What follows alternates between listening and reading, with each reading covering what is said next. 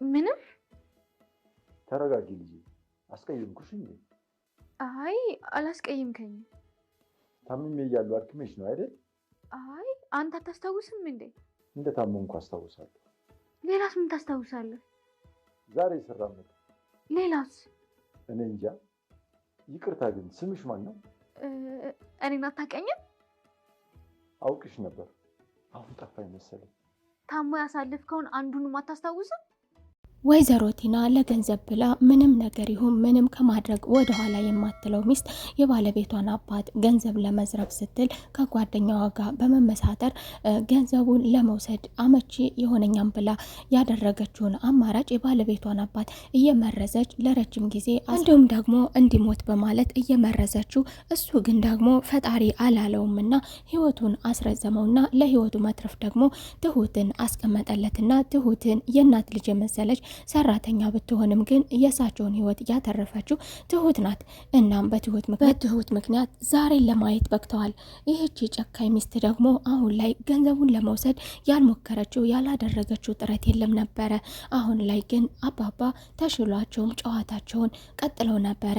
እሷም አላወቀችም ነበረ። እሷም ያሰበችውን እንድታሳካ በማለት በመፎከር ብቻም አልቀረም፣ የፈለገችውን ነገር አድርጋለች። ብዙ ክፋት ነገሮችንም እያደረገች ለዛሬ ደርሳለች። አሁን ላይ ግን እሷ መውደቋን አላወቀችም። ከእሷ ጀርባ ደግሞ ምን እንዳለ አላወቀችም። እሳቸው ይሞታሉ ብላ የመሞቻና የመቀበሪያ ቀናቸውን እየቆጠረችላቸው፣ እሳቸው ግን እንደ ዳኑና ምንም የማታውቀው አዲስ ነገር ነበረ። አሁንም ደግሞ እሱን ከ2 ወር በኋላ እፈተዋለሁ፣ ሀብት ንብረቱ በስሜ ይሆንልኛል፣ ስለዚህ አሁን የይፋ ሚስቱ ልሆን በማለት አዲስ እቅድ አውጥታ ነበረ።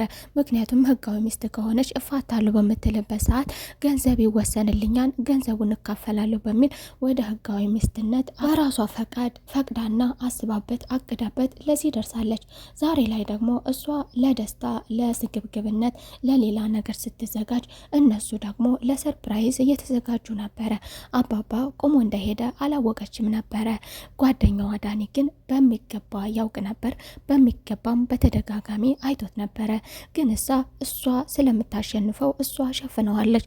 ያየውን ነገር ቢነግራትም እሷ በፍጹም እኔ ቲና ያልኩትን ከማድረግ ወደኋላ አልልም፣ እኔ የምልህን ነገር ብቻ ስማ፣ ይሄ ሰውዬ ግዑዝ ነው፣ መራመድ አይችልም፣ መናገር አይችልም፣ እኔ በእጄ ነው እንደዚህ ያደረግኩት እያለች ዳኒን አይኑን ጨፍነዋለች። እሱ ግን የተለያየ ቦታ አይቶታል፣ ከቤትም ከቤቶችም። እንዲሁም ደግሞ ይሄ ብዙ የታሰበበት ብዙ የታቀደበት ብዙ የተለፋበት ድግስ ደግሞ በሁለቱም በኩል ብዙ የተለፋበት፣ እነሱም የሰው ሀብት ንብረት ለመስረፍ ብዙ ያሰቡበትና የደከሙበት ያቀዱበት ነው።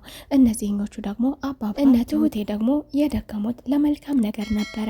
አባባ እሳቸው ቆመው የምታይበት ቀን ለሁላቸውም ናፋቂ ቀን ነበር። የድግሱ ቀን የሰርጋችን ቀን ብለው ያሉት ቀን በሁሉም በኩል በጉጉት እየተጠበቀ የነበረው ቀን ደረሰ። ቀኑም ደረሰና ሁላቸውም ሽክ ብለው ዘነጠው ዘመድ አዝማዳቸውን እየተጠባበቁ እያለ በድንገት በመጀመሪያ እንግዳ ሆኖ የቀረበው የካሌብ አባት ነበረ። የካሌብ አባት ሞቷል ተብሎ ብዙ ነገር ተደርጎበት እንዲሞትም እንዳይድንም ተደርጎ ብዙ የተደረገበት ሰው ነበር። እሷም ይሞታል ብላ ቀኑን እየጠበቀች ነበረ። አረ ሞቷልም ብላ ታስብም ነበረ። እስከ መቼውም አይንቀሳቀስም ነፍሱም በእጄና ብላ ታስብ ነበረ። ማሰብ ብቻ ሳይሆን አረጋግጣም ነበረ። አሁን ላይ ይሄ ሰውዬ ቁሞ እየተራመደ የመጀመሪያ እንግዳቸው ሆኖ እንኳን ደህና መጣችሁ ቤተሰቦቼ ሲላቸው እሷ መናገርም ማለትም አልቻለችም። ከው ድርቅ ነበር ያለችው። ፌንትም ስለበላች በቃ አይዞሽ ብለው አንስተው ወደ መኝታ ክፍሏ ይወስዷታል። ወደ መኝታ ክፍሏ ባለቤቷ ይወስዳትና እዛ ቁጭ ብሎ እሷን እያረጋጋ እሷን እያናፈሰ ምን ሆና ነው እርጉዝም ስለሆነች ደግሞ ነፍሰ ጡር ነኝ ስላለች እርጉዝም ከሆነች ለልጁ እየታሰበ አይዞሽ ብሎ ክላስ ወስዶ እያባበላት ነበረ። እያባበላትም እያለ አባባ የኔ ልጅ ምን ሆነች ነው ይልና ደግሞ ከክላስ ልጆቼ እኔ ሰርፕራይዝ አደርጋቸዋለሁ ብዬ አስደነገጥኳቸው ያደረጋችሁ በጣም ይቅርታ ይላል። እኔ እንደዚህ አልነበር የሚያሰብኩት፣ እኔ እንደዚህ ሁኜ ሰርፕራይዝ ሳደርጋችሁ ትደሰታላችሁ ብዬ ነበር በማለት ራሱን ሌላ ሰው አስመስሎ ሌላ ነገር ነበር ያናገራት። እና በቃ አይዞሽ ደህና ትሆናለች፣ ደህና ስትሆን ደግሞ ይዛሃትና እዛ እንግዶቹን እንጠባበቅ እዛው ሆኖ ይለዋል። እሺ እንመጣለን ብሎት አባባም ተመልሶ ይሄዳል። ወደ ሳሎኑ ደግሞ እሷ ስትለየው ብቻውን ነበር ዳኒ። እሷም ብሎ ነው ከዛ ጋር የተቀመጠው። እሷ ደግሞ እንደዚህ ሆና ፌንት በልታ ወደዛ ስትሄድበት በሱ ምክንያት ነው ለዚህ የደረሰችው። እሱም ደግሞ በእሷ ምክንያት ነው ለዚህ ደረጃ የደረሰው፣ የማይሆን ቦታ ውስጥ የገባው። አሁን እሷ ጥላው ከመኝታ ክፍሏ ስትገባ እሱም መቀመጥ አልቻለም። ከዛም አይናቸውን እየተመለከተ አባባም የኔ ልጅ አንተስ ምን ሆነህ ነው እንደዚህ የሆንከው እየፈራሁ ሲለው እረ አልፈራሁም ይላል። ጭንቅ ጥብብ ሲለው ደግሞ በቃ ልወጣ ነው ሽንት የመጣኝ ይላል። የሚለው ነገርና የሚያደርገው ነገር ሲያጣ አባባም እሺ በልተነስ እሺ ሂድ፣ ሽንት መቆጠብ ጥሩ አይደለም ይለውና ይሸኘዋል። እሱም ተነስቶ ወደ ሽንት ቤት ብሎ ነገር ግን በዚያው እብስ ይላል። በዚያው እልም ይላል። አመለጠ ማለት ነው። እነ ትሁቴም ዳኒም ቢጠብቁት የውሃ ሽታ ሆነባቸው። እነሱም እየሳቁ ነበረ። በቃ ሽንቴም ብሎ አመለጠ ማለት ነው። በሉ እሷንም ጠብቋት፣ እሷ እንዳታመልጥ አሁን ብቻዋን ቀርታለች እያሉ በዚህም እየተሳሳቁ ቆዩ። በኋላ አባባ ወደ መኝታ ክፍሏ ይሄዳል። ወደ መኝታ ክፍሏ ሲሄድ እሷም ደግሞ ከዚያም የምትገባበት ቦታ ቅጡ ይጠፋታል። እሱም ደግሞ የኔ ልጅ ፈርተሻል፣ የፈራሽ ትመስያለሽ፣ አይዞሽ ምን ሆነሽ ነው ይላታል። እሷም አይ ምንም ትላለች። እሷ ግን አካሄዱ ቀስ እያለ ሲመለከታትና ሲራመድ እሷን ሊያንቃት የሄደ ነበር የመሰላት። እሱም ምን ሆነሽ ነው ልጄ የፈራሽ ትመስያለሽ፣ በይ ተረጋጊ፣ እኔ እኮ የመጣሁት ላይሽ ነው። እናም ደግሞ ዝም ብዬ ስመለከትሽ አድክሜሻለሁ መሰለኝ ይላታል። እሷም ግራ ተጋባችና ባነጋገሩ ቆይ ግን ምንም ነገር እንደተፈጠረ አታስታውስም እንዴ ስትለው አረ አስታውሳለሁ፣ ታመሜ እንደነበረ አስታውሳለሁ ሲላት እሷም ትደሰታለች። ይሄ ሰውዬ አሁን ላይ የተፈጠሩትን ነገሮች ቢያንስ ረስቶልኛም በማለት ትደሰታለች። ወዲያው ነገሯን ጭንቀቷን ወደ መርሳት ታመራለች። ወዲያው በደቂቃ አስከትላም ጥያቄዎቿን ትጠይቀዋለች። ትላንት ስለተፈጠሩን ነገሮች፣ ስላለፉን ነገሮች ሁሉንም ትጠይቀዋለች። እሱም ምንም እንደማያስታውስ ይነግራታል። አድክሜሻለሁ፣ ታመሜ እንደነበረ አውቃለሁ፣ ምናልባት ታመሜ እያለ አድክሜሽ ይሆን እንዴ ይልና ግራ ያጋባታል። ይህችም ግራ የተጋባች ቴና እሱ ከወጣ በኋላ ለዳኒ ትደውልለትና ዳኒ የት ነህ ለምን ወጣ ትለዋለች። እሱም ወጥቻለሁ፣ ፈጣሪ አትርፎኛል፣ አሁን እኔ አምልጫለሁ ሲላት እሷ የምን ማምለጥ ነው፣ ና ወደ ቤት ና ተመለስ ትለዋለች። እሱም አንቺ ያምሻል እንዴ ይላታ። እንደተለምዶ እንደ ሁልጊዜው ያምሻል እንዴ ሴትዮ አእምሮ የለሽም እንዴ ምንድን ነው የምትዩ ቢላትም እሷም እንደምንም ብላ ለማሳመን ትሞክራለች። አሁን መምጣት አለብህ፣ ምንም የተፈጠረ ነገር የለም እመነኝ ነው የምትለው። ሁሌም አይኖቹ የሚያቸውን ነገር እሷ ደግሞ እመነኝ እያለች እሷን እንዲከተላት ታደርገዋለች። አሁን ደግሞ አጋጣሚዎቹን ስታገኝ ዳኒን ይዛ ለመምጣት ብላ ከቤት እየወጣች ነበረ። ከቤት እየወጣች እያለ በር ላይ ስትደርስ ባለቤቷ ካሌብን ታገኘዋለች። ካሌብም ወዴት ነው የት እየሄድሽ ነው ሲላት እሷም ሱቅ እቃ ገዝቼ ልመጣ ትለዋለች። እሱም ደግሞ በቃ እኔ ገዝቼልሽ ልምጣ አንቺ ስለታመምሽ ብሎ በማሰብ እኔ ገዝቼልሽ ልምጣ ቢላትም እሷ ግን አይ ችግር የለውም እኔ ራሴ ሄዳለሁ፣ እንዲሁም ደግሞ ዳኒን ይዤው እመጣለሁ ከቤት ስለወጣ በማለት ይህንን ሀሳባ ከቤት ትወጣለች። ከዚያም ዳኒ ጋር ትሄድና የሚገናኙበት ቦታ አሁን መምጣት አለበትልና የተፈጠረውን ነገርና ምንም እንደማያስታውስ አሁንም ታስረዳዋለች። ሁሌ እንደምታስረዳውና እንደምታባብለው እሱም አይኖቹ ያዩትን ነገሮች እንኳን ቢፈራም እሷ ያለችውን ከመከተል ግን ወደኋላ ብሎ አያውቅም። እነ ትሁቴም አባባ በሰሩት ታክት በጣም እየሳቁ ነበረ። እኛ በጣም ግራ ገብተናል አባዬ እያለ ነበር ካሌብም። እሱም እኔም በጣም ግራ ገብቶኛል፣ ምክንያቱም የእነሱን አካሄድ ለመከተል እነሱን እንደገና ደግሞ እነሱን ከህይወታቸውን ከእነሱ ለማትረፍ ሲባል የግድ እንደዚህ አይነት መንገድ መራመድ ስላለበት አሁን ወዲያውኑ ተነስቶ ትላንት ገላይ ነበር ቢል እሷ ተነስታ ብድግ ብላ ትሄዳለች። ነገር ግን አንዳንድ ነገሮችን ለማሸነፍ ሲባል የግድ መታገስና ዝም የሚባሉ ነገሮችና ቀኖች አሉና እሱም ዝም ነበር ያለው። ራሱን ደግሞ አሁን አዙሮ በሽተኛና የረሳ ምንም ነገር የማያስታውስ ሆኖ ነበር የመጣው። እሷም ደግሞ ይህንን አጋጣሚ ተጠቅማ ራሷን ከማውጣት ይልቅ ይህንን አጋጣሚ ተጠቅማ ይበልጥ ወደ ስግብግብነትና ከፍ ወዳለ ደግሞ ወደማትወጣው ወሽመጥ ውስጥ ትገባለች። እነሱንም ሲያስቋቸው አባባም እነሱንም ሲያስቁ እሳቸውም ሲስቁ መለስ ይሉና ደግሞ ትላንት ያሳለፍኳቸው ቀናቶች የሚያስቁ አልነበሩም፣ ነገር ግን ስቀን አሳልፍነው። አሁንም ዳኒ ከዚህ ቤት ሊወጣ አልቻለም። አባብላ አታላ ለምን አሁንም እንደተለመደው በፍርሃት እየተንቀጠቀጠ እዚህ ቤት መቀመጡን ቀጥሏል። ዳኒም ብድግ ብሎ ወደ ክላሱ ሲሄድ እሷም ተከትላ ሄደችና እሷ ደስተኛ ነበረች። አባባ ነገሮችን ስለረሳ ደስተኛ ናት። በፈገግታ ነበረ እሷ ደስታዋን እየገለጸችለት የነበረው። እሱ ግን እኔ ደስ አላለኝም አባዬን አሳክሜ ደህና ይሆንልኛል ስል እሱ ግን ሙሉ በሙሉ ረስቶ መጥቷል።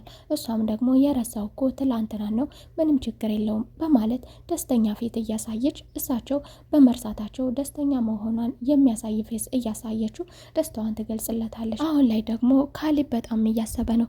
ካሊብ ወደ ፊልድ መውጣት አለበት። አባዬ አሁን ነገሮች እያስፈሩኝ ነው፣ እንዴት ብዬ ነው ትቼ የምወጣው ሲለው እሱም አይዞህ ችግር የለውም የኔ ልጅ መሄድ ትችላለህ፣ እኔ ነገሮችን ከዚህ ይጠብቃለሁ አታስብ ይለዋል። እነሱም አባባና ካሊብ ይህንን ሲመካከሩ ይሰሙና ነገሮችን ደግሞ እነሱም ትንሽ ጫፍ ጫፍ ይይዙና ወደ ደረጃ በኩል ከቤት ወጣ በማለት ይመካከራሉ። እሱም ደግሞ እያላት የነበረው ዳኒ አሁን የሆነ ስራ አግኝቷን ብልሽ ከዚህ ቤት አስወጭኝ የሚል ሀሳብ ነበር ያመጣው። እሷ ደግሞ ለምንድን ነው እንደዚህ የምትለው? ለምንድን ነው የምትወጣው? አይሆንም አትወጣም ጥለኝ። አሁን ደግሞ ምን ተፈጠረ እያለች አሁንም ትይዘዋለች። እሱ ግን ለመሄድ ፈልጎ ነበረ። እሷ ግን አሁን ካሊብ ሊሄድ ነው፣ ስራ ፊልድ ሊሄድ ነው። እሱ የለም ለማን ብለህ ነው ጥለኸኝ የምትሄደው? እንዲሁም ደግሞ ነገሮችን የምንፈልጋቸውን ነገሮች አሁን ማሳካት እንችላለን። ይሄ ሰውዬ ነገሮችን ረስቷል። አሁን ላይ የምንፈልገውን ነገር መጠቀም፣ የምንፈልጋቸውን ነገሮች መጠቀም እንችላለን።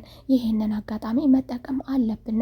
እሱ ስለረሳ እሱን ማስፈረም እንችላለን የሚል የባሰ የማትወጣው ነገር ታስባለች፣ ታመጣለች። ይህንን ስትማከር ደግሞ በር አካባቢ ሆነው አባባ እያዳመጧን ነበር። በጣም ነበር ያዘኑት፣ ራሳቸውን እየወዘወዙ በጣም ነበር ያዘኑት። እንዴት ሰው ከአንዴ ከሁለቴ ስህተቱ እንዴት አሁን እንኳን አይመለስም? መራመድ አቅቷት የነበረ ሴትዮ እሱን ስታየው ራሱ ብትሞት ይሻላት ነበር ከእንደዚህ አይነት ኑሮ። ወደ ስግብግብነቷ ደግሞ ወዲያው ሰዓታቶች ሳይቆጠሩ የእሱን ሀሳቦችን የበፊት ነገሮችን መርሳቱን ተጠቅማ ደግሞ ወደ ባሰ ወደ ሌላ ነገር ታስባለች። ወይዘሮ ቲናም አሁንም ደግሞ እንደለመደችው ከትሁት ጋር እንችልሿን ቀጥላለች። አሁንም አጋጣሚዎችን ስታገኝ ደስታዋን ሄዳ ትገልጽላታለች። አሁን ምን የማደርግ ይመስልሻል? ይህን ሰውዬ ምን የማደርገው ይመስልሻል? ትላታለች። እሷም ደግሞ አታስቢ፣ ምንም አይሆንም፣ ከዚያ ከነበረበት ከዊልቸር እንኳን ተነስቷል። ቀጣይ ደግሞ ምን የማደርግ ይመስልሻል ስትላት፣ እሷም ደግሞ ቀጣይ ደግሞ ዊልቸር ላይ የምትቀመጪው አንቺ ትሆኚ ይሆናል እያለች እሷም ትመልስላታለች። ፉክክራቸው አሁንም ቀጥሏል። እሷ ግን አሁን ሚስት ከሆንኩኝ የመጀመሪያ ስራዬ አንቺን ማባረር ነው። አሁን ባለስልጣን ዳኒም ከአባባ ጋር ቁጭ ብሎ ነገሮችን ለማጣራት እየሞከረ ነበረ። እሱም ደግሞ እየጠየቀው ነበር። ይሄ ሰውዬ ያስታውሳል አያስታውስም? ይህች ስግብግብ ጥቅመኛ ሚስትም አሁንም አባባ ጋር በመሄድ ደግሞ ትሁትን እንዲያባረርላት እሷ እንደ ምርጥ ልጅ ሆና ትሁት የማጠቅም ልጅ መሆኗን እየነገረችው እሱ ደግሞ ፍትሐዊ አባት ሆኖ እሷም ልጄ ናት አንቺም ልጄ ነሽ ተረጋጊ፣ ለምን ተጣላችሁ ብሎ ለሁለታቸውም ፍትሐዊ ፍርድ ይፈርድላታል። እሷ ግን ምናልባት አያስታውስም በማለት እሷን እንዲያባረር ክፉ ነገር ልትነግረው ነበረ። እሱ ግን ሁለታችሁም ልጆቼ ናችሁ፣ ከዚህ ከወጣች የት ትሄዳለች ይላታል። ትሁትም ደግሞ በቃ አባዬ ተዋት፣ እኔም ማስወጣት ከቻለች ችግር የለውም ትሞክር። ይህች ስግብግብ ሚስት ይሄ ነገር ብቻ አልበቃትም፣ በሳቸው ብቻ አልበቃትም። ባለቤቷም ጋር ለካሊብም አሁን ላይ ትሁትን እንዲያባረር ታነሳለታለች ሀሳብ። አንተ የምትሄድ ከሆነ ትሁት ትባረር፣ ትሁት እኮ እንደዚህ ናት እያለች ክፉ ነገር ታነሳለች። እሱም በቃ ከፊልድ ስመለስ አስብ። ዳኒና ቲና ደግሞ አሁንም እንደተለመደው ክርክራቸውን ቀጥለዋል።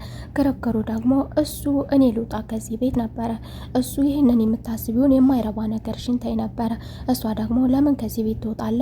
እኔ ብቻዬን አይሆንም፣ በተለይ ደግሞ እሱ ሄዷል፣ ለምን ትሄዳለ? እሷ በምትጫነው ነገር አሁን ላይ ዳኒ ምራ ካሌብም ትሁትንና አባቱን የመጨረሻ እየተሰናበታቸው በቃ በሉ ደህና ሁኑ፣ አሁን እኔ መሄድ አለብኝ፣ ትሁትንም ትንሽ ጊዜ ብቻ ታገሽኝ፣ እኔ እስከምመለስ ድረስ የእሷ ነገር እኔን ምርር ብሎኛል። አሁን ላይ ስመለስ ከዛ ከፊልድ ስመለስ ነገሮችን ቦታ አስይዛቸዋለሁ፣ ትንሽ ጊዜ ብቻ ታገሽኝ ብሎ እነሱን ቻው ብሎ ሊሄድ ሲል ሞባይሉን እንደረሳ ያስታውሳል። እሱም ሞባይሉን ረስቶ ተነስቶ ወደ ቤት ሊመለስ ሲል ትሁትም እኔ እመለሳለሁ ስትለው አይ ራሴ እመለሳለሁ ይላል።